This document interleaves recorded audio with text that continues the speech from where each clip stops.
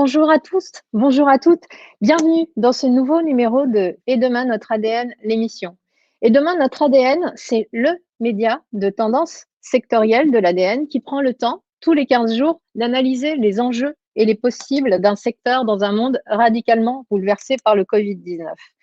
Et nous le faisons avec une approche éditoriale qui est la signature de l'ADN. Car l'ADN, c'est avant tout un média. On y raconte les grandes idées, les initiatives, les controverses qui façonnent l'époque. Tous les jours sur le web, tous les trimestres en format revue, tous les ans dans le livre des tendances, et bien sûr chaque quinzaine sur Et demain, notre ADN. Nous souhaitons renouer avec l'esprit de conversation et d'engagement. Et pour ce faire, nous convions chercheurs, artistes, penseurs, associations, start-up, chefs d'entreprise, bref, nous donnons la parole aux acteurs du changement afin qu'ils nous donnent leurs clés de lecture et nous ouvrent de nouveaux horizons positifs pour la planète, la société et l'économie. Cette quinzaine, nous parlons entertainment. Je vous engage à consulter un dossier en ligne déjà très riche avec notamment un papier d'ensemble qui recense toutes les grandes tendances qui traversent le secteur. Aussi une interview passionnante, vous le verrez, de Yannick Rumpala qui nous raconte comment le récit et l'imaginaire peuvent nous aider à mieux habiter le réel, ce qui, par les temps qui courent, n'est franchement pas du luxe. Mais aujourd'hui, c'est l'émission. Et l'émission, elle est consacrée à la musique. C'est un secteur qui voit sa transformation ultra accélérée par la crise. Le streaming, bien évidemment, on va en parler dans quelques instants, mais aussi l'essor des concerts live streamés, le crossover entre industrie créative, le bouleversement des modèles économiques, l'art de l'influence, bref, de nombreuses questions dont nous allons parler tout à l'heure avec deux invités qui connaissent la chanson. Julien Godin et Sébastien Duclos, cofondateurs de Play2, label de musique et de production de spectacles qui accompagne notamment Camélia Jordana, Gims, Attic, Julien Clerc et beaucoup d'autres encore. Vous connaissez le principe, vous pouvez poser vos questions tout au long de l'émission dans l'onglet questions de Livestorm. Nous en partagerons quelques-unes en toute fin d'émission. Mais vous connaissez aussi le principe. Nous accueillons désormais pour la chronique Kantar une experte, justement. Et aujourd'hui, c'est Judith Pataki qui est parmi nous. Alors, Judith, bonjour. Bonjour, Carolina. Merci de vous joindre à nous. Vous allez nous partager une analyse d'une data spécialement recueillie pour Et demain, notre ADN sur nos usages de divertissement en temps de Covid. Et alors, le terrain a été fait très récemment, je crois, mi-janvier. Et c'est finalement une photographie très précise et très fraîche donc sur nos nouveaux usages de streaming. C'est bien ça? Tout à fait, Carolina. C'est une étude qui date d'il y a quelques jours. Et comme on a beaucoup entendu parler ces derniers mois du fait que les plateformes de streaming étaient les grandes gagnantes de cette période de pandémie, nous avons voulu faire un point après ces 10 mois de pandémie pour voir où on en était et comment les pratiques des Français avaient évolué et quelles perspectives on pouvait avoir pour l'avenir. Eh bien, je vous laisse la scène pour nous partager la primeur de cette étude et je vous retrouve tout à l'heure. Merci. Très bien. Donc, je vais me baser pour ce bilan sur cette étude que nous venons donc de faire auprès d'un échantillon représentatif de 1000 Français sur le panel Metascope de Kantar. Et le premier sujet auquel nous nous sommes intéressés, c'était de comprendre quelles sont les évolutions des usages de streaming depuis le début de la pandémie. On a fixé ce début de pandémie au mois de mars 2020, donc au premier confinement. Et le premier constat que l'on peut faire, c'est que le streaming est très largement utilisé par les Français, par plus de 6 Français sur 10, avec ces différentes applications. Ce sont les streamings de films et séries qui sont les plus répandus pour plus de la moitié des Français. Le streaming musical est également très utilisé pour plus de 4 Français sur 10. Et le streaming de jeux vidéo est une activité qui est un petit peu plus niche, mais qui est bien implantée également pour 20% des Français. Deuxième élément que l'on peut retenir, c'est que depuis le mois de mars, il y a eu de nombreux nouveaux utilisateurs. Plus de 10% des Français sont des nouveaux utilisateurs de ce type de service, avec une proportion particulièrement importante pour les films et séries. Alors bien sûr, ces pratiques, ces usages ne se font pas de manière uniforme en fonction des générations. On s'en doutait, ce sont les jeunes, les 18-34 ans, qui pratiquent le plus. C'est bien le cas. Les 3/4 d'entre eux font du streaming de films et séries, plus de 6 sur 10 du streaming musical et plus d'un tiers du streaming de jeux vidéo.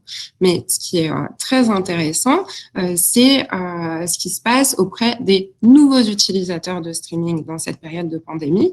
Là, on voit que la classe d'âge qui s'y est le plus mise pendant la période, ce sont les 35-54 ans. Donc, c'est cette catégorie d'âge moyenne, avec 13% de nouveaux utilisateurs pour les films et séries contre seulement 8% auprès de l'ensemble des autres catégories d'âge.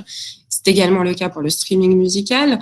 7% des 35-54 ans s'y sont mis, alors qu'on n'a que 3% de nouveaux utilisateurs auprès des autres catégories d'âge. Donc, le profil des utilisateurs de streaming est en train d'évoluer avec cette période de pandémie. Donc, on a une utilisation, une part d'utilisateurs qui est en hausse, et on va aussi le voir, le temps passé à consommer du streaming augmente également. Ici, ce qu'on peut voir, c'est la part des utilisateurs qui a augmenté sa consommation de streaming versus celle qui l'a diminué, et au milieu, les gens qui n'ont pas eu d'évolution dans leur pratique. Au global, on est sur des évolutions positives, une évolution positive de 42 points pour les films et séries, une évolution également très positive pour la musique, avec plus 25 points. Côté jeux vidéo, on est sur une situation un petit peu différente où la proportion de Français utilisateurs de streaming de jeux vidéo qui ont augmenté leur consommation est équivalente à celles qui l'ont diminué. Donc au global, la consommation a assez peu évolué. Plusieurs hypothèses pour l'expliquer. D'une part, on l'a vu, on est sur une activité qui est relativement niche, peu d'utilisateurs, mais qui utilisaient déjà beaucoup le streaming de jeux vidéo, donc ils n'ont pas augmenté leur temps d'utilisation. Et d'autre part, des nouveaux utilisateurs qui sont arrivés, mais qui ont également utilisé d'autres types de streaming, dont films et séries et musicales, et comme leur temps n'est pas extensible, ils n'ont pas augmenté le temps passé aux jeux vidéo. En ce qui concerne maintenant les autres types de contenus consommés par les Français, il y a eu plusieurs types de contenus qui ont été surconsommés pendant cette période de pandémie. Les films et séries sur des chaînes de télévision, donc ça n'a pas été le cas uniquement sur les plateformes de streaming, mais aussi sur d'autres supports. Les journaux télévisés, puisqu'on a été évidemment en recherche d'informations pendant ce contexte très particulier. Les documentaires également ont été plus visionnés. Un point intéressant, ce sont les émissions de cuisine. On a beaucoup entendu que les Français s'étaient largement mis à la cuisine à partir du premier confinement. Donc oui, ça a été le cas, ils ont mis la main à la pâte. Par contre, ils ne se sont pas plus inspirés qu'auparavant des émissions de cuisine où là, on est sur une consommation qui n'a pas augmenté particulièrement. Et enfin, deux contenus très typiques de la production télévisuelle, émissions de télé-réalité d'aventure et jeux télévisés qu'on a plutôt moins consommés qu'avant la pandémie. Donc voilà pour l'évolution de ces pratiques en hausse, on a pu le voir. On a cherché à comprendre pourquoi et quelles étaient les motivations des Français pour ces nouveaux usages. On va le voir, il y a deux facteurs importants qui sont la recherche d'évasion et la recherche de lien social. Pourquoi s'être mise au streaming depuis le début de la pandémie pour les nouveaux utilisateurs de streaming? La principale raison, c'était de trouver une nouvelle source d'occupation. On se retrouve avec un petit peu plus de temps libre sur les bras, soit parce que on a une pratique professionnelle qui malheureusement est en diminution, soit parce que pour beaucoup de gens, les loisirs sont plus limités à cause des contraintes sanitaires. Donc, on va chercher à s'occuper par des activités de streaming. C'est la première raison. La deuxième, c'est une envie de s'évader par rapport à un contexte sanitaire qui est psychologiquement lourd, qui est morose. Un troisième élément qu'on peut noter et qui va être particulièrement important pour ces classes d'âge moyennes, les 35-54 ans, qu'on a vu tout à l'heure se mettre de manière notable au streaming, c'est la volonté d'occuper d'autres membres de la famille, notamment les enfants. Ça a été le cas pour de nombreuses personnes dont les enfants n'ont pas pu aller à l'école, notamment pendant le premier confinement. Voilà pour les motivations. Quelles ont été les activités qui ont été remplacées par ces usages de streaming? On le sait, il y a de nombreuses activités de loisirs qui ne sont plus possibles depuis un certain temps et le streaming est venu combler le vide laissé par elle. En premier lieu, c'est le cinéma. Pour 61% d'utilisateurs de streaming, cette nouvelle activité vient combler le vide laissé par le cinéma. C'est aussi le cas pour d'autres activités culturelles, concerts, théâtres, musées, pour plus de la moitié des utilisateurs. Également des activités sociales, voir des amis à l'extérieur, aller au restaurant, pour plus de la moitié des utilisateurs également. Il y a d'autres types d'activités qui, elles, sont moins bien substituées par le streaming. Il s'agit des activités festives, aller en soirée, bar, discothèque, ou encore la pratique sportive. Donc, on l'a vu dans les activités que le streaming vient substituer, il y a un certain nombre d'activités sociales, il y a une motivation dans le streaming qui est la recréation du lien social. Aujourd'hui, les plateformes proposent déjà un certain nombre d'applications pour pouvoir recréer ce lien social. Ça peut être regarder des séries en live avec ses amis, avec sa famille et pouvoir échanger en même temps. Ça peut être pour de la musique, écouter des playlists, faire des soirées virtuelles en même temps, ou bien sûr les concerts en live stream dont vous allez parler dans quelques instants. C'est aussi pour les jeux vidéo de pouvoir échanger en live avec d'autres joueurs. Ces évolutions dans les usages ont bien sûr eu un impact sur les grands acteurs du streaming. C'est ce qu'on a cherché à voir également. Il y a des géants des plateformes qui sont des gagnants de la période, mais se pose également un enjeu de fidélisation pour l'ensemble de ces acteurs. Côté films et séries, Netflix demeure le leader incontesté avec 80% des utilisateurs de streaming de films et séries qui sont chez Netflix. Toutefois, on peut noter que l'afflux de nouveaux utilisateurs a été assez fort chez la plupart de ces acteurs, également chez les acteurs français Canal+, OCS, avec près de 20% de nouveaux utilisateurs déclarés pour l'ensemble des acteurs. Côté streaming musical, on a un duopole entre le français Deezer et Spotify, avec plus de 40% d'utilisateurs chacun. Et ici, le flux de nouveaux arrivants est plutôt allé du côté de Amazon Music.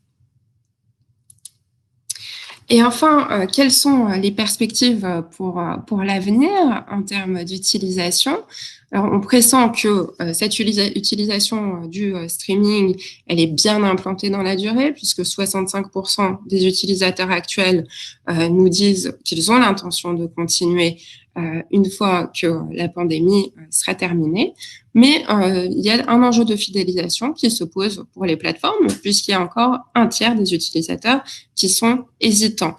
Et pour eux, on a encore différentes possibilités qui restent ouvertes. Est-ce qu'ils vont continuer leur pratique de streaming au détriment des activités pour lesquelles ils les ont substituées aujourd'hui, les activités culturelles ou les médias classiques? Est-ce qu'ils vont arrêter leurs utilisations de streaming ou bien est-ce que les deux pratiques vont continuer à coexister en même temps? Merci Judith pour ces datas ultra récentes et ce commentaire sur justement l'avenir de nos usages de streaming. Merci encore et à bientôt. Et maintenant, voici venu le moment de la conversation avec nos deux invités, Sébastien et Julien. Bonjour. Bonjour. Bonjour. Bonjour à tous. Bonjour. Alors, moi, je vous connais pour la peine, mais qui est Sébastien et qui est Julien, pour ceux qui nous regardent? Alors, je suis Julien. Vous l'aurez deviné, je suis Sébastien. Voilà, la déduction est là. Je vais rentrer dans le vif du sujet immédiatement et je voudrais vous demander, parce que pour la peine, je vous ai déjà interviewé et ceux que ça intéresse peuvent aller lire cette interview écrite sur le site. Et comme je trouvais que vous racontiez très bien votre histoire, j'ai envie que vous nous racontiez justement le chemin qui a mené à la création de l'entreprise que vous dirigez aujourd'hui et ce qui a présider à ce qu'elle est aujourd'hui? Eh bien, en fait, c'est le prolongement d'une aventure entrepreneuriale qu'on a démarré, Sébastien et moi, en 2006 avec la création de la société PlayOn. Je suis un ancien de M6, de la filiale M6 Interaction, donc qui gère la diversification d'M6. Seb, lui, vient de l'industrie musicale en étant directeur marketing chez Sony. Et on a monté en 2006 une structure tous les deux, donc PlayOn, qui était un label, qui est devenu assez rapidement, au bout de 3 ans, le premier indé en France, donc avec des succès comme Zaz, comme Milo, des succès un petit peu aussi internationaux. On a eu à la fin Kids United, voilà, des projets assez larges. Et en fait, on a quand même ancré dans l'ADN, en tout cas, de PlayOn, ce qui nous servira après, ce qui nous sert en cas pour la suite, c'est justement l'agilité et comment une petite structure agile et relativement puissante peut faire face aux gros mastodontes des secteurs de la culture.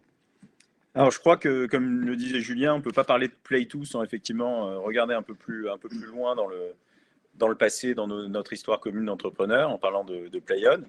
Play2 a été basé, Julien parlait d'ADN, vraiment sur le même ADN. Déjà, on avait une grande passion pour ce qu'on faisait, donc on avait absolument envie de rebondir et, si possible, le plus vite possible après l'aventure PlayOn. Mais en même temps, c'était l'occasion d'être un peu un nouveau carrefour. Évidemment, le marché avait beaucoup changé entre la création de PlayOn il y a 15 ans presque, et Play2, la petite dernière qui est arrivée il y a un peu moins de 4 ans. Donc ça a été l'occasion aussi d'un renouveau avec une refonte de notre pôle digital qui, on n'a pas de problème à le dire, avait un petit peu vieilli sur PlayOn, et c'était voilà, l'occasion d'une remise en cause à ce niveau-là, et surtout la création, l'ajout d'une nouvelle activité qui est devenue très importante chez Play2, qui aujourd'hui évidemment est en grande souffrance, qui est un pôle touring qui était, avant la crise sanitaire qu'on traverse, extrêmement performant.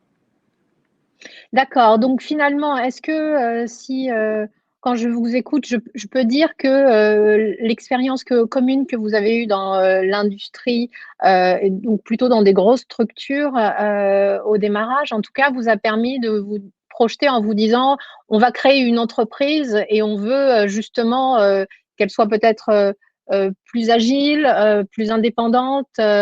C'est venu d'un constat aussi de vos expériences communes? Elle est venue d'un constat, évidemment, mais surtout, on veut créer un outil, en tout cas, qui épouse les besoins du marché, enfin, en tout cas, qui épouse les besoins de l'ayant droit ou de l'artiste, et que ces besoins sont de toute manière changeants sur des marchés qui sont en mutation relativement violente, en tout cas pour la musique, depuis une quinzaine d'années.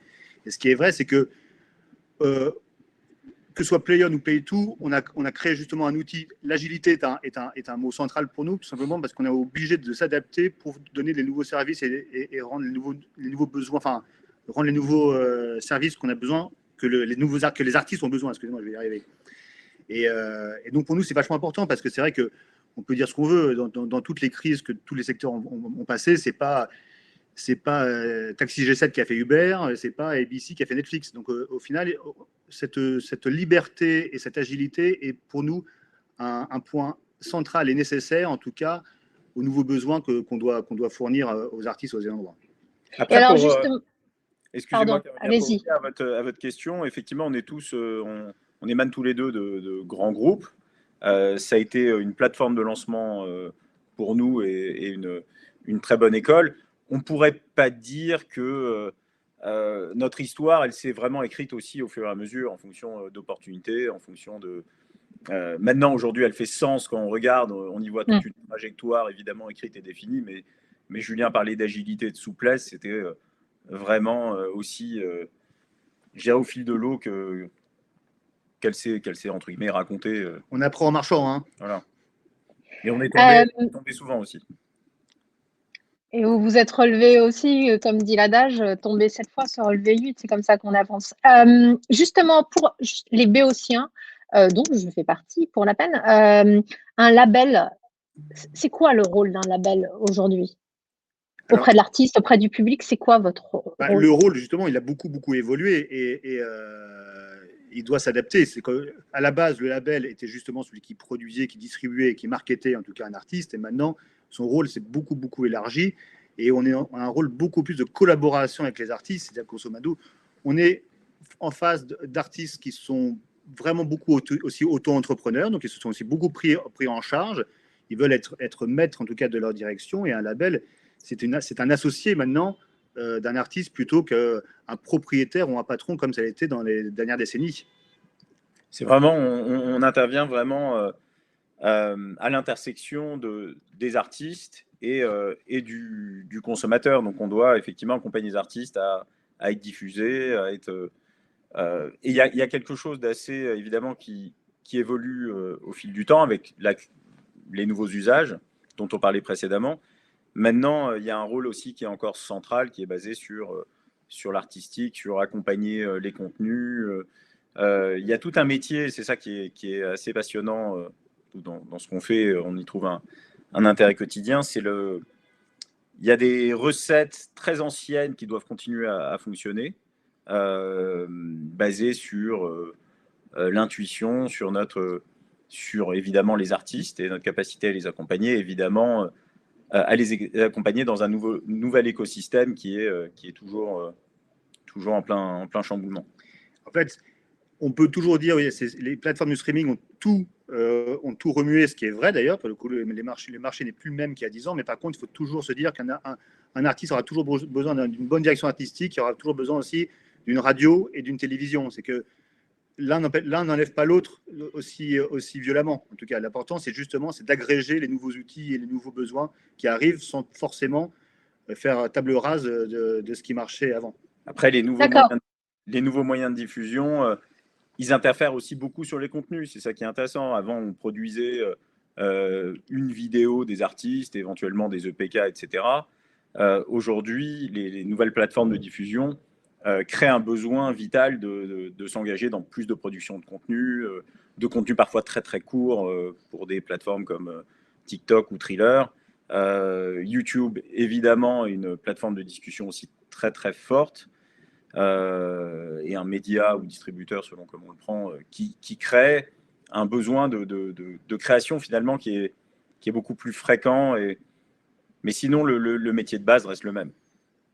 D'accord, donc les fondamentaux sont là, c'est-à-dire effectivement savoir repérer des talents, savoir les accompagner, la direction artistique existe toujours, mais en plus de ça, vient s'agréger effectivement tous ces nouveaux usages, tous ces nouveaux formats, tous ces nouveaux contenus, tous ces nouveaux réseaux. Et donc, c'est les nouvelles activités qu'effectivement peuvent procurer les labels comme vous auprès des artistes. C'est ça. En même temps, on peut être les meilleurs sur TikTok et sur Insta. Si on n'a pas le bon artiste et la bonne chanson, on ne fera pas grand-chose. C'est rassurant en même temps, quelque part. Justement, par rapport à l'agilité, il se trouve que TF1 est votre actionnaire depuis 2019. Alors justement, comment on fait? Comment vous travaillez ensemble? Comment vous réussissez à vous appuyer sur la puissance de feu d'un groupe comme TF1 et justement préserver aussi cette fameuse agilité?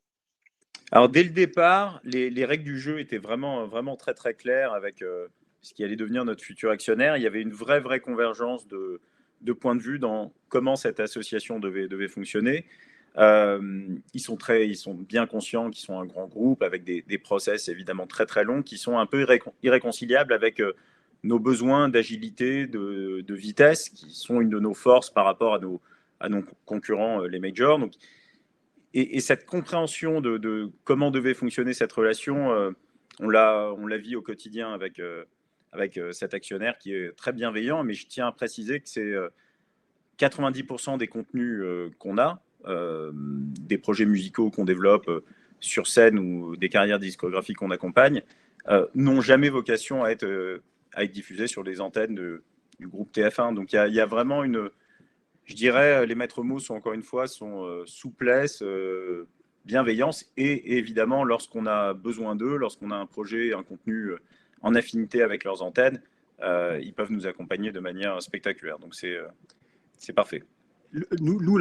Un des éléments aussi qui a été très important dans le développement de PlayOn et maintenant de Play2, c'est justement d'être au centre des besoins aussi des médias. C'est qu'en l'occurrence, on est quand même sur pour le coup, encore eux aussi, leur évolution est vraiment différente de notre métier de la musique. Mais par contre, ce qui est vrai, c'est qu'ils ont eu un besoin de diversification assez lourd depuis une quinzaine d'années, avec un marché publicitaire qui s'est forcément un petit peu tassé.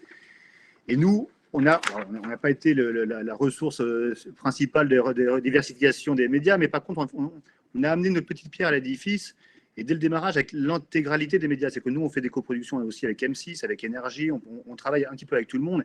Et c'est que notre force, c'est justement d'avoir cette capacité justement de pouvoir parler à tout le monde.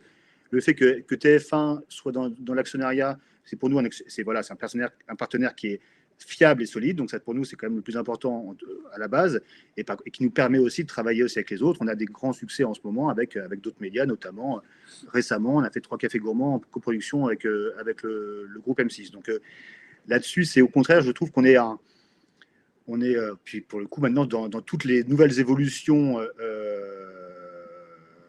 tous les nouveaux besoins des médias, il y a Salto qui se monte et maintenant tout le monde a besoin de travailler tous ensemble en fait. Oui, effectivement. Donc, Salto, qui est cette initiative commune entre France Télévisions, M6 et TF1 pour une offre SVOD. On va faire un rapide bilan de la crise avant de se projeter sur des horizons plus ouverts, mais je voudrais qu'on fasse un bilan rapide parce que ça fait ça fait pratiquement un an que cette pandémie nous est tombée dessus. On sait que le secteur de la culture et du divertissement sont particulièrement touchés. On avait reçu en juillet dernier, ici même, à l'émission Olivier Py, directeur du Festival d'Avignon. Donc voilà, pour le spectacle vivant, déjà à l'époque, c'était super dur. Ça continue à être super difficile. Je voudrais savoir déjà comment vous traversez la tempête, parce que comme vous l'avez dit en introduction par rapport à PlayOn, pour Play2, vous aviez voulu justement mettre une brique de touring particulièrement importante dans votre entreprise. Donc, comment vous traversez cette tempête? Et aussi, deuxième question, quels enseignements, parce qu'on va essayer d'être positif malgré tout, quels enseignements vous en tirez sur justement votre organisation interne, par exemple, et des enseignements marché aussi? En fait, on n'en tire pas les enseignements sont de toute manière compliqués à trouver, être très très positifs quand même dans cette période-là. Notre force, justement, on parlait de l'agilité de notre taille aussi, hein, parce que pour le coup, c'est vrai qu'on est une petite société, nous permet de traverser ce séisme tant bien que mal. on se compare un petit peu. Voilà, si on était un avion avec 4 réacteurs, on avait quand même toute une partie du live qui est HS et une partie du disque qui est, on va dire, qu'entre le physique, avec quand même le 3e confinement qui arrive, qui est quand même aussi qui souffre et qui souffrait avant, et qui souffre encore plus maintenant, et avec le digital qui, lui, pour le coup, est une vraie source de croissance. Donc, pour le coup, on essaye de planer malgré tout ça avec des moteurs qui sont plus ou moins défaillants les uns les autres. Ouais, Julien en parlait. On a pu compter pendant cette période extrêmement difficile sur effectivement quelques réacteurs qui fonctionnaient bien, pas à plein régime, on tient à le préciser, hein, et on en parlait précédemment. Nous, ce qui concerne le streaming de la musique, contrairement à ce qu'on pourrait imaginer d'ailleurs, autant on a vu une accélération des abonnements sur les principales plateformes vidéo, Netflix, Amazon Prime, etc. L'écoute de musique en streaming a été impactée. Pas empêchée, mais impactée. La suppression des temps de transport, la généralisation du télétravail, on s'est rendu compte à quel point le transport, quel qu'il soit, quelle que soit cette forme de mobilité, était un sanctuaire d'écoute pour nous. Donc, ça fait... mais c'était très, très intéressant. On a vu naître certains catalogues qui ont bénéficié de ces écoutes de musique en famille, d'autres sur le frontline, donc un peu plus une notion de sorties récentes qui ont été impactées de manière assez spectaculaire. Mais je dirais que pour revenir un petit peu à la crise, on a été évidemment, on ne va pas se leurrer, extrêmement impacté avec la destruction totale de l'économie du live. Mais la diversification nous a permis de tenir debout, notamment avec le disque. Quand je dis le disque, c'est évidemment tiré par le digital. Énormément de sorties, mine de rien. On a épousé un peu l'essor des musiques urbaines avec un pôle urbain de plus en plus performant.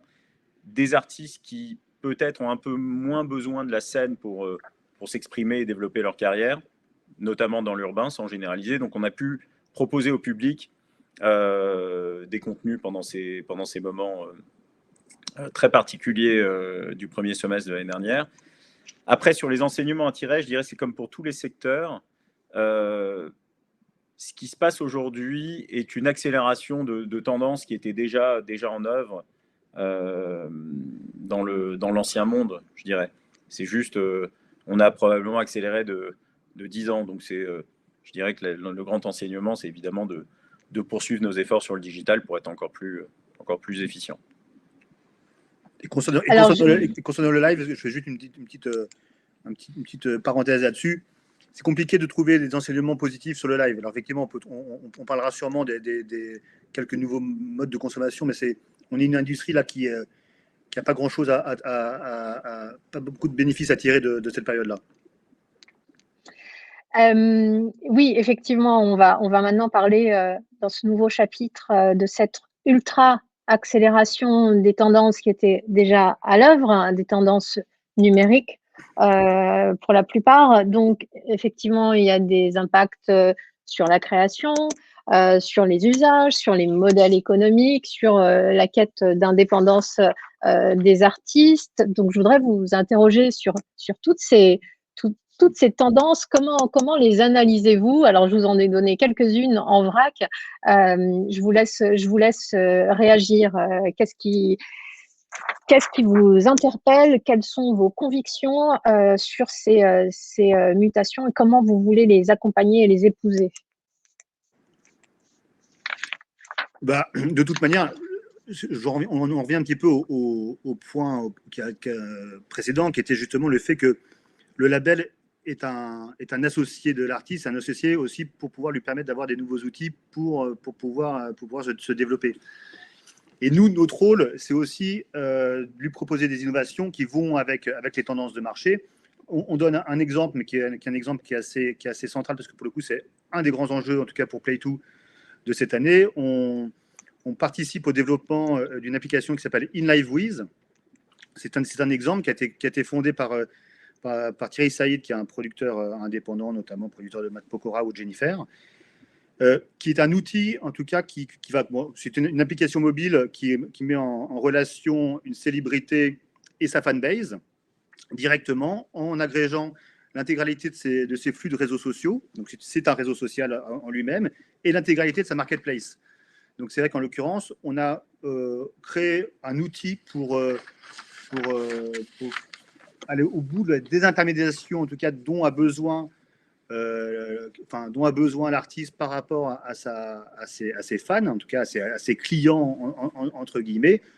Et nous, le label, là, a un rôle d'associé et de prestataire et d'accompagnant, en tout cas, dans des nouveaux modes de consommation.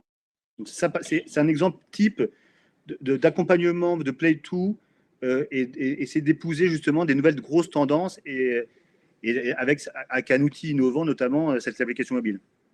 Donc, de proposer à l'artiste, justement, une plateforme technologique un peu clé en main, j'ai envie de dire, où justement, il peut connecter et engager directement avec ses fans.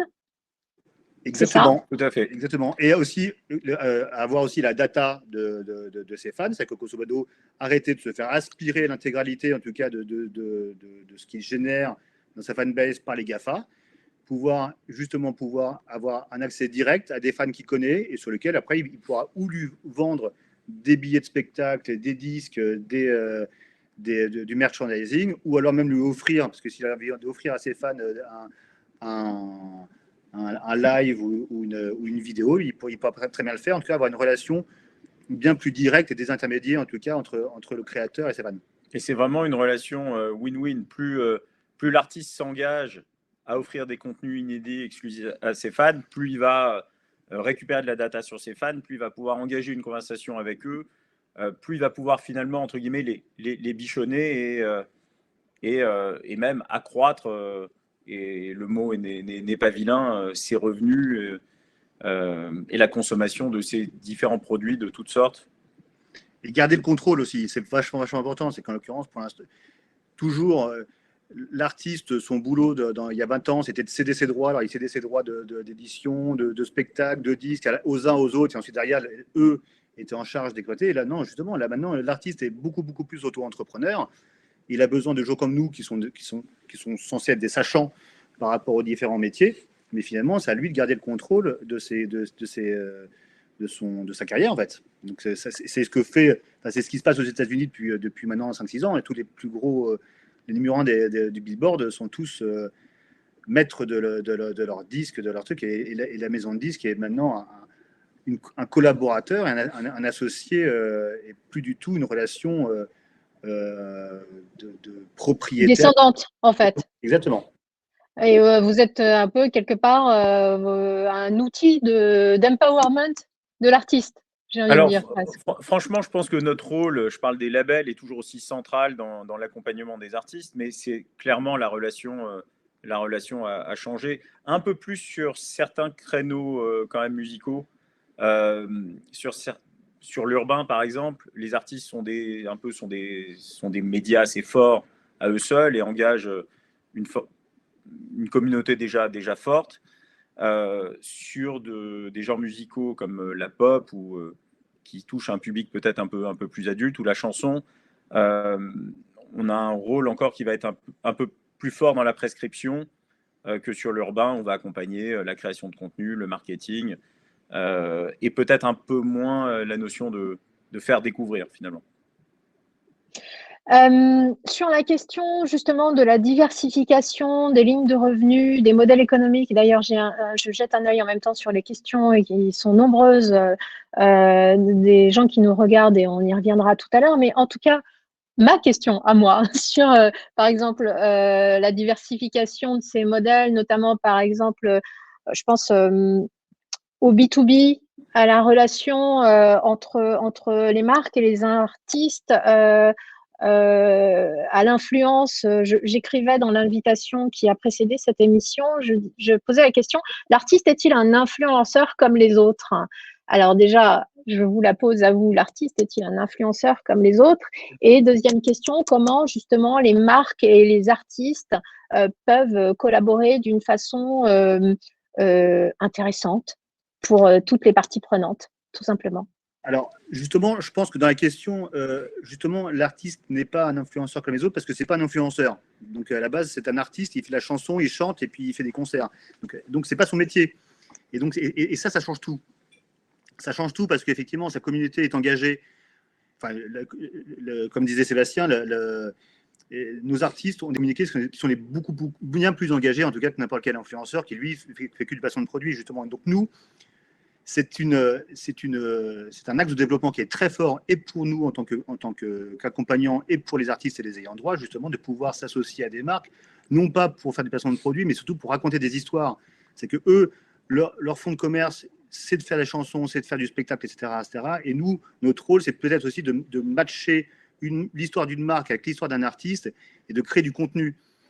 Et parce qu'au final, le contenu, c'est vraiment pour nous l'or de ce truc-là, et c'est que on est dans une période sur laquelle on n'est plus juste maintenant à essayer de faire un placement de produit avec une marque ou un endorsement, juste une affiche. Non, maintenant, nous, par exemple, on a fait une opération récemment entre Dolce & Gabbana et Attic, qui a merveilleusement fonctionné, parce que justement, Attic endorsé de manière très très sincère, en tout cas le projet, on a parlé de manière très très sincère sur ses réseaux à lui, donc via une interview. Après, nous, on a créé un contenu tout ça, autour de tout ça, ce qui a été très très bénéfique pour Dolce & Gabbana et qui a été vraiment, pour le coup, très novateur. Donc nous, ce qu'on propose par rapport à nos artistes, c'est justement des créations de contenu et des créations d'histoires communes avec des marques. Et ça, c'est très très central par rapport à nos nouveaux développements. On considère vraiment que le cross-marketing basique n'a plus tellement de lieu d'être. Mais par contre, Julien disait que nos artistes ne sont pas des influenceurs. On constate, il faut le reconnaître, que par contre, la réciproque, il y a des influenceurs qui deviennent des artistes. On peut juger ou pas de la qualité artistique, on n'est pas du tout là pour ça aujourd'hui, mais on voit des chiffres assez importants des influenceurs qui n'avaient pas du tout développé l'aspect artistique, musical d'une carrière, qui se retrouvent à réaliser des chiffres assez impressionnants. Est-ce que c'est très pérenne dans le temps? Ça, il n'y a que leur histoire artistique qui permettra, et leur lien avec les fans sur ces contenus qui permettra de le dire, mais c'est quand même assez intéressant. Alors justement, je lisais une longue enquête qui est parue en décembre dernier dans Le Monde sur la filière et l'industrie musicale, et j'ai recueilli cette quote, cette citation de Philippe Manœuvre, donc journaliste rock un peu iconique, et ex-rédacteur en chef de Rock & Folk, qui se lamentait de la façon suivante en disant: il n'y a plus de directeur artistique costaud, il n'y a plus que des gens qui surveillent Internet, les algorithmes et les réseaux sociaux.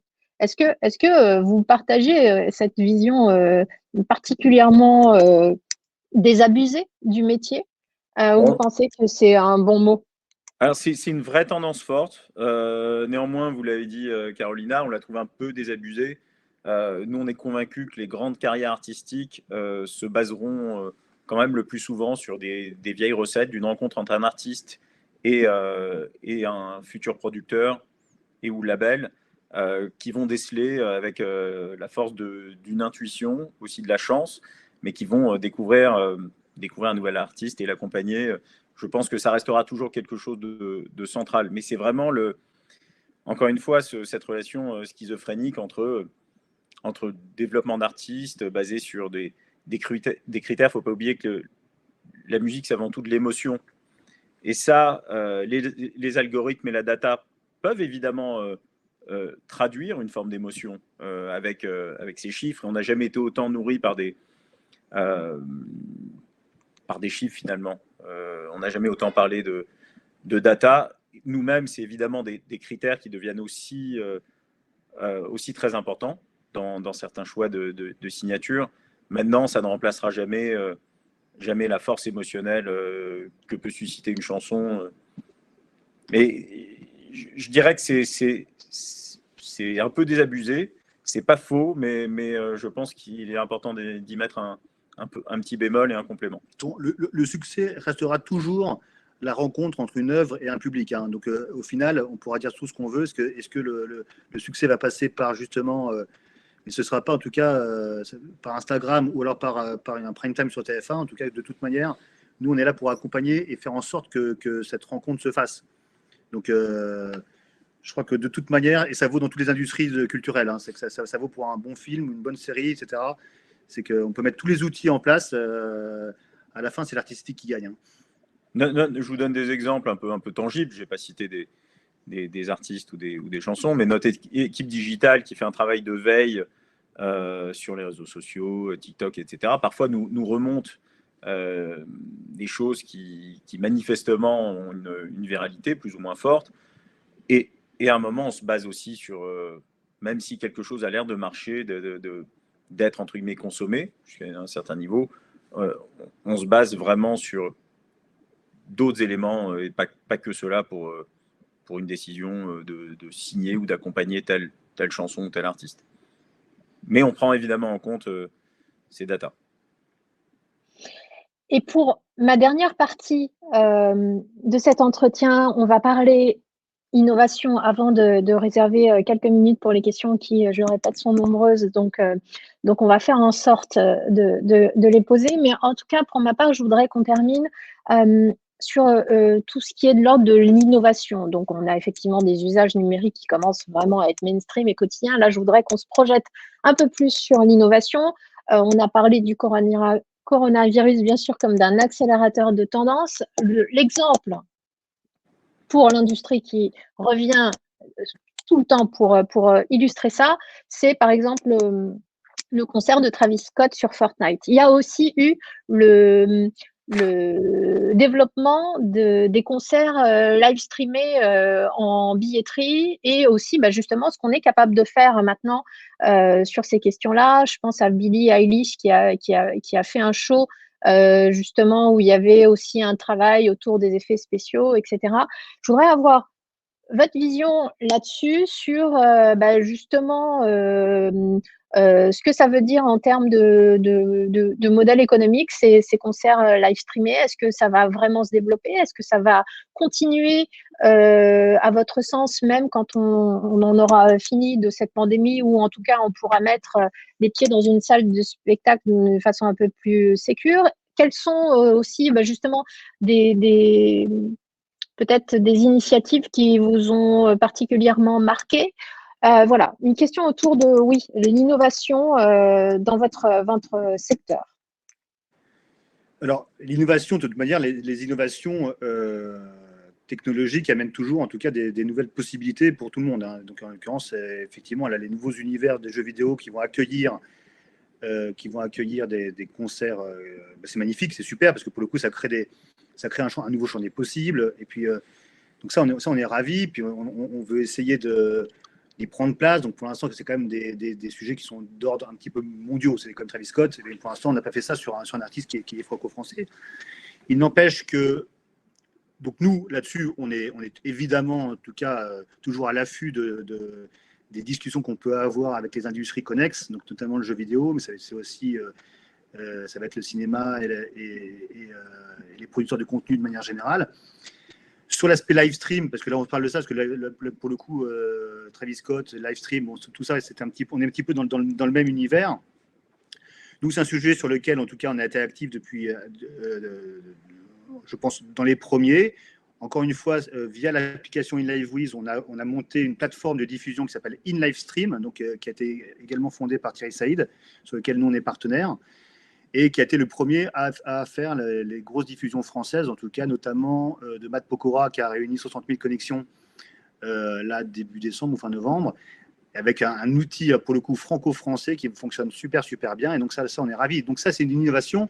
Ça encore une fois, ça fait partie du package qu'on se doit aux artistes, aux ayants droit, en disant voilà, nous on arrive, le live stream aura la valeur qu'on veut bien lui donner, hein.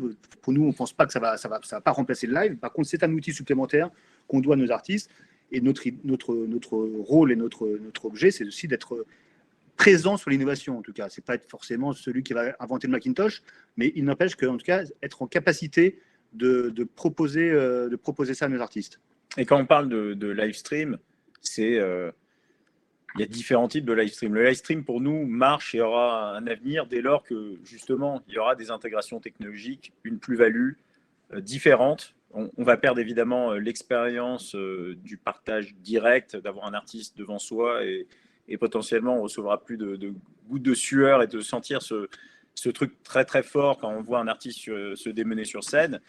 Mais l'intuition qu'on a, maintenant il y a toute une histoire qui doit s'écrire, c'est que ça pourra marcher en complément évidemment de l'expérience du concert, mais ça marchera surtout si justement il y a des additifs, il y a une expérience qui est différente.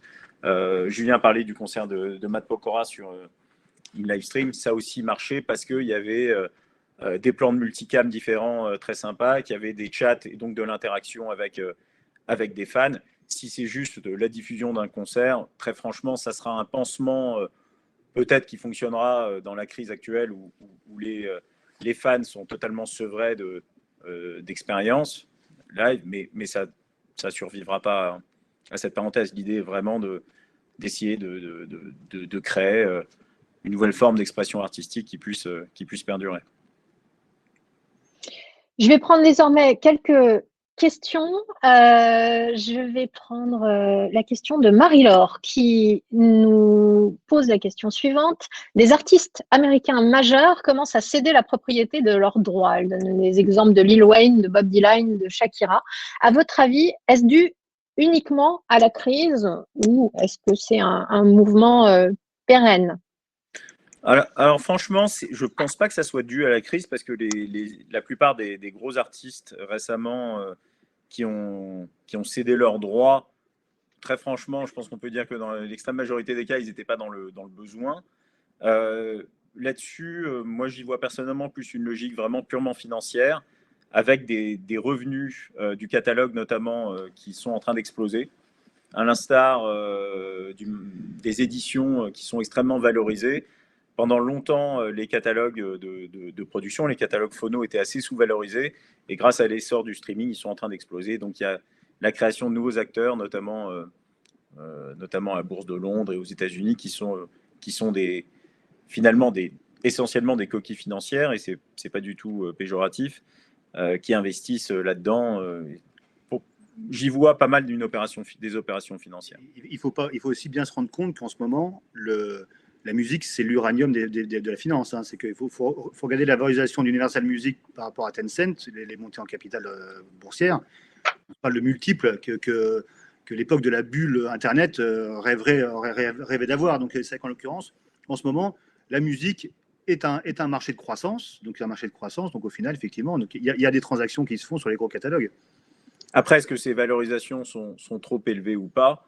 Elles se basent sur des rapports de banque d'affaires qui valorisent de manière extrêmement importante des revenus futurs de gros producteurs de contenu. Ça dépendra évidemment de la poursuite de l'essor du streaming et des taux de croissance de ces nouveaux usages. Mais c'est vrai que c'est fou. Avec Julien, mine de rien, on a démarré, c'était un peu la première question, il y a 15-16 ans. Le changement de mood, je dirais, est phénoménal par rapport à ces juste 3, 4, 5 dernières années. La musique, on était les miséreux de l'industrie de la culture. C'était vraiment, voilà, ça c'était et là maintenant, c'est toutes les licornes. Alors que ce qui est surprenant, et on s'en réjouit, hein, le marché a retrouvé un petit peu de croissance, mais c'est une croissance qui est sur les marchés matures, qui reste quand même assez modérée par rapport à la destruction de valeur des dernières années.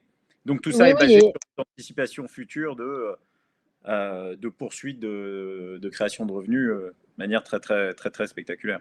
Oui, parce que ça a été douloureux quand même, cette reprise de valeur et cette transition du marché de la musique. Ça ne s'est pas effectivement fait du jour au lendemain et ça se construit encore. Donc, une autre question de Marc.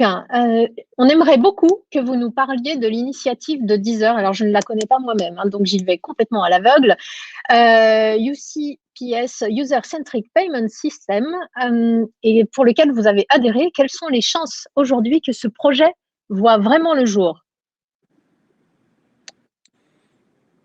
Est-ce que c'est quelque chose qui vous parle? On ne veut pas du tout décevoir Marc, mais nous, on s'y est engagé. On pense que c'est un partage de valeur qui est plus juste pour les artistes. Maintenant, c'est extrêmement, ça ouvre aussi une boîte à Pandore qui est assez complexe. C'est difficile de dire. Je sais que le débat est assez vivace entre les tenants et ceux qui sont contre. Ils ont autant de bons arguments les uns que les autres, très franchement. Nous, on a soutenu encore une fois cette initiative, mais si elle a lieu, elle n'aura lieu pour nous qu'à un niveau mondial. Elle n'a pas un sens que s'il y a juste une seule plateforme qui a un reach essentiellement français, même si Deezer est puissant sur d'autres marchés. Ça doit être quelque chose qui agit, qui doit prendre place au niveau mondial avant tout. Et le partage de la valeur, en tout cas, enfin, pour le coup, encore une fois, là, on est sur on redécouvre la manière on découvre même la manière de gagner de l'argent maintenant avec le digital dans la musique depuis quelques années. Il va y avoir des ajustements qui vont se faire, et puis il va y avoir les coups de barre à gauche, les coups de barre à droite, donc tout le monde y trouvera son équilibre. Il faut laisser un tout petit peu le temps faire son œuvre là-dessus. Mais c'est vrai qu'on entend ici et là que certains gros acteurs qui étaient plutôt contre, finalement, avec la force de leur catalogue, commencent à se dire. Mais c'est un débat intéressant, puisque pour certains, il pourrait y avoir une destruction de valeur un petit peu à court terme, sur essentiellement ce qu'on appelle le frontline, mais une création de valeur à long terme pour ceux qui ont des catalogues assez larges. Une question de Romane. Pouvez-vous rassurer les étudiants malgré le contexte? Si on est passionné, on peut se lancer dans des masters d'industrie créative. Merci, vous dit-elle par avance. Et on peut même envoyer des CV chez Play2 si vous voulez. Hein. Romane, envoyez un CV chez Play2. Okay. Oui, évidemment, de toute manière, les besoins vont être toujours là. Et par contre, après, nous, à toujours chercher des nouveaux profils et justement des gens qui vont pouvoir nous nourrir dans les nouveaux modes de consommation, dans les nouveaux modes de marketing, nouveaux modes de promotion.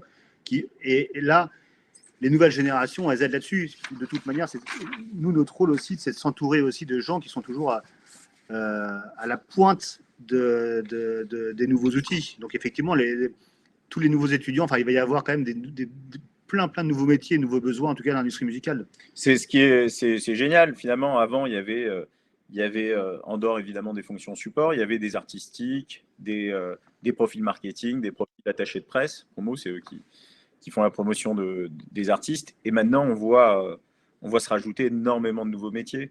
Des personnes qui analysent les datas, évidemment, des personnes qui parlent aux plateformes, Spotify, Deezer, Apple Music, etc. Finalement, le digital a fait naître, et on parlait de Play On et de Play2. Aujourd'hui, le tiers de notre société, je dirais, et des emplois étaient des métiers qui peut-être, enfin, qui n'auraient pas été là il y a encore finalement relativement peu de temps. Donc il y a plein de... Nous, on est convaincus que c'est un secteur d'avenir qui va recruter. Après, c'est un secteur, il ne faut jamais l'oublier, qui reste assez étroit. Hein. C'est une petite industrie, finalement. Hein. Une question de Julia, justement, pour qu'on comprenne un peu mieux les nouveaux modèles économiques et comment ils se construisent. Justement, on reprend l'exemple de Travis Scott. Julia nous demande, lorsque Travis Scott fait un concert dans Fortnite, qui paye qui? Est-ce que c'est Epic Games qui paye une prestation à Travis Scott ou est-ce que c'est une prestation gratuite dans le cadre de la promo de son album? Comment ça à votre avis, comment ça se négocie, ce genre de choses? Alors, là-dessus, c'est une rencontre de communauté. Donc, de toute manière, ça a servi à Epic Games, parce qu'on a beaucoup quand même parlé de Fortnite. Et Travis Scott, bon, dans le cas, ça fait la une de toutes nos newsletters culturelles, de toute manière. Pour l'instant, justement, le modèle économique est à monter. De toute manière, quoi qu'il arrive. Et ça vaut pour... est-ce que c'est qui paye quoi, ou alors est-ce que c'est un tiers qui peut payer? Parce qu'effectivement, c'est un concert qui peut être aussi brandé par Pepsi, etc. Pour l'instant, dans ce truc en particulier, en tout cas, pour l'instant, on teste des modèles qui ne sont pas encore figés. Donc il n'y a pas eu de billetterie sur Fortnite, ça c'est sûr. Fortnite, ils ont un autre modèle économique. Et donc, on n'est pas au courant de savoir qui a payé quoi, mais de toute manière, c'était win-win. Hein. Il n'y a pas de modèle économique qui soit encore créé là-dessus. Donc, toutes les configurations sont possibles, forcément. Tout est à créer. De toute manière, ça valait pour avant, mais de toute manière, tout est toujours à créer. C'est pour ça que c'est super important qu'on parlait d'innovation, ça c'est vrai, mais il y a l'innovation aussi business. C'est que de toute manière, on est obligé de s'adapter à ces mouvements de marché, on est obligé de s'adapter à nos modèles économiques. Parce qu'au final, il y a encore 5-6 ans, personne ne parlait en France de coproduire avec un artiste ou autoproducteur. En tout cas, ça n'existait pas. Il y avait toujours des deals qui étaient bien figés. Un contrat d'artiste pour un débutant, un contrat de licence pour quelqu'un un peu plus aguerri, etc., etc. Et là, maintenant, 80% des deals, c'est des deals de copro avec les artistes sur les gros artistes. Et de toute manière, là-dessus, alors ça vaut pour le live stream, hein, mais c'est vrai qu'en l'occurrence, on est obligé de remettre en cause tous nos modèles économiques et tous nos deals au fur et à mesure. Là, il faut être aussi innovant et aussi rapide que le marché. Tout comme le marché évolue tous les jours, on se servait évidemment avec nos équipes beaucoup de la puissance de TikTok qui a explosé depuis quelques années, encore plus depuis le mois de mars évidemment. Mais ça fait que quelques semaines, quelques petits mois finalement qu'on va aussi monétiser nos contenus sur cette plateforme.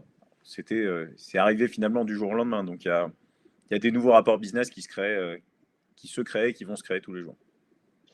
Et ma dernière question, qui sera pour la peine celle de Guillemette, j'en profite, je suis vraiment désolée, on a eu énormément de questions et on n'a pas assez de temps pour toutes vous les distribuer, mais en tout cas la dernière de Guillemette, quels sont vos objectifs pour 2021? Avez-vous envie de proposer de nouveaux formats? Le truc qu'on veut vraiment faire plus que tout, c'est l'ancien format, mais il nous tarde vraiment déjà d'avoir nos artistes qui puissent aller à la rencontre de leur public sur scène. Ça serait un vœu assez cher. Laissez-nous jouer. Laissez-nous jouer. Mais apparemment, les gens ont aussi envie de retourner dans les salles. C'est ce que vous nous disiez avec justement, typiquement, l'exemple d'Indochine dont vous m'avez parlé en interview. Ce qui est incroyable, c'est que pour le coup, tout le monde est confiné. Personne ne sait quand est-ce qu'on va rejouer. Et puis, sur des grands événements, sur des grandes marques, on a vendu plus de 300 000 billets en 48 heures de la prochaine tournée d'Indochine, qui est toujours pour l'instant maintenue en mai et en juin dans les stades en France. Donc, mais Indochine est malheureusement une exception. La plupart des artistes qui pourtant auraient touché leur public, et on en est convaincu sans difficulté, c'est assez compliqué. Très bien. Eh bien, écoutez, je vous remercie de nous avoir accordé cette heure. Je lis aussi la question d'Emma qui nous demande à quelle adresse pouvons-nous vous envoyer notre CV. Je pense qu'il y aura certainement des coordonnées sur le site de Play2. Donc, Emma, allez sur le site de Play2 pour trouver les bons contacts. Je vous remercie. Je vous souhaite effectivement une très bonne année 2021 puisqu'il est encore temps. Et je remercie tous les spectateurs et on se retrouve très vite pour une nouvelle émission. À bientôt. Merci à tous. Merci, bonne journée. Merci. Au revoir. Au revoir.